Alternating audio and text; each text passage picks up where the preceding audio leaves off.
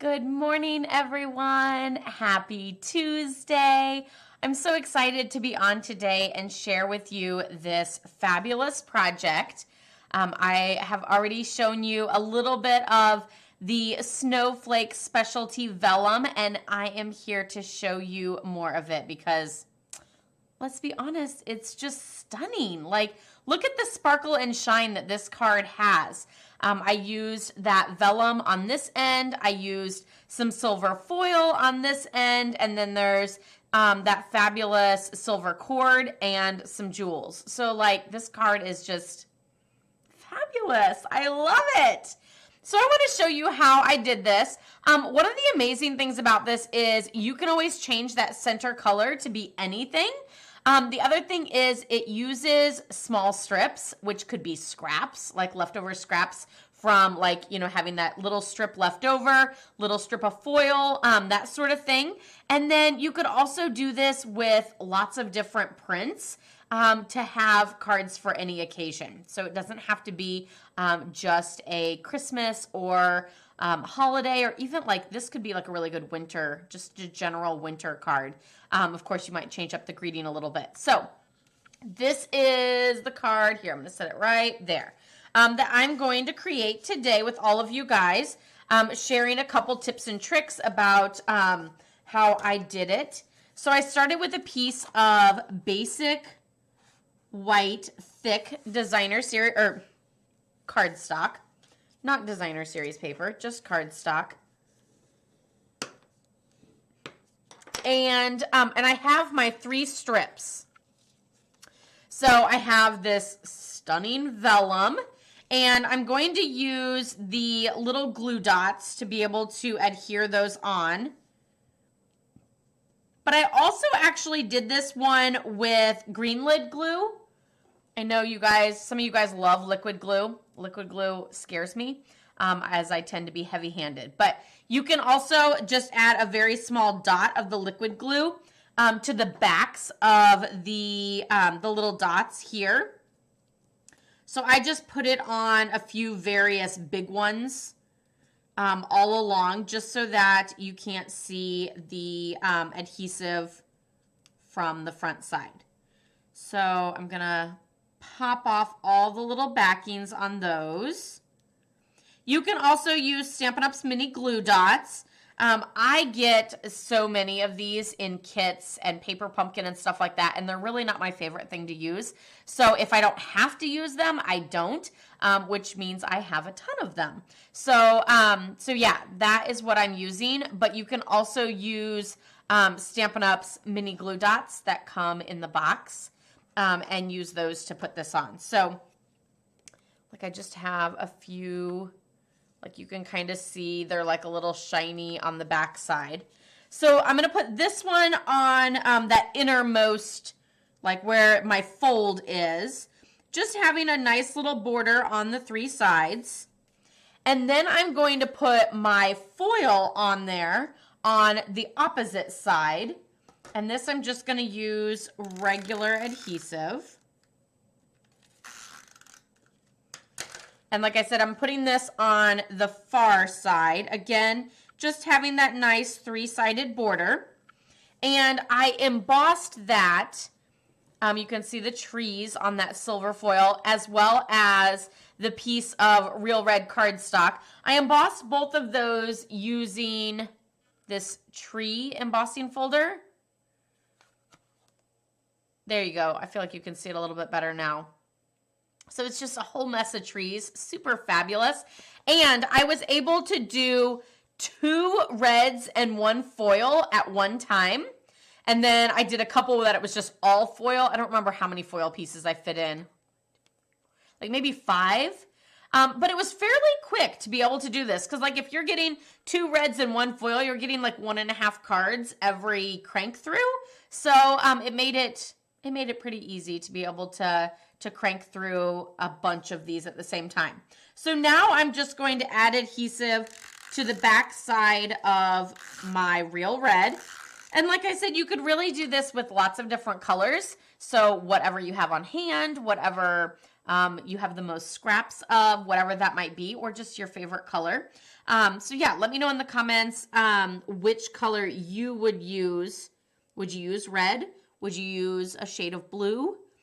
And I'm just going to place this overlapping the other two, which is why I kind of like to do the red last, because then it's the outside, and then the red just kind of just goes in the middle. Like, it doesn't matter if it overlaps one more than the other. It doesn't matter on spacing, like, ooh, I pushed it too far. It just overlaps the other two. So it's perfect like that. Love it. I love the texture. I love the shine. And then I have just a piece of basic white for my my greeting, and I used the Very Best Trio Punch, which is super fabulous. So we're going to stick this in until it hits this edge and goes all the way back. And then we want to make sure that we're punching the whole thing straight up and down. So we don't want to like just press this corner. We don't want to hold it, because then we kind of press a little off-centered as well. We just want to set it down, slide it all the way in, and just press in the center. And then we have our fabulous little corners. And we have our fabulous, like, greeting tag. I don't know how you would call this. Label. Label. That's the word I was looking for. Greeting label. And then I'm going to stamp the greeting on the front using real red ink. And the greeting that I'm using is from the Very Best Occasions stamp set. So it's this greeting down here. I love this one. It's got like lots of great greeting greetings in it. Greeting images. Greetings in it. Like, I really like that one. You could just color just those few little things to add a little touch. And then I really like the May You Enjoy the Warmth of Family this season, because I love family time. And then I just have a little bit of that silver cord. The cord comes with silver and gold. So really, I did this with a silver look, but you could, I mean, this is pretty silvery, so I don't know that you could really do gold, but I know a lot of people love the whole look of mixed metals. So, you know, you really could mix and match them. So I'm just going to take this and like kind of wrap it around my fingers a little bit. If you don't want to wrap it around your fingers, you can kind of like, it's kind of tight right now, but you can kind of just like set it down and like spread it out a little bit. And then what I do is I hold it in place with dimensionals. So like I just kind of start by like pressing one down into the dimensional, pressing another one down. I usually kind of like my ends tucked in and not like flailing out. So, so we're going to tuck that little end in. That one's just going to stay like way under. And then just kind of add more dimensionals to fill in. You guys know me. I'm going to use 1,000,000 of them.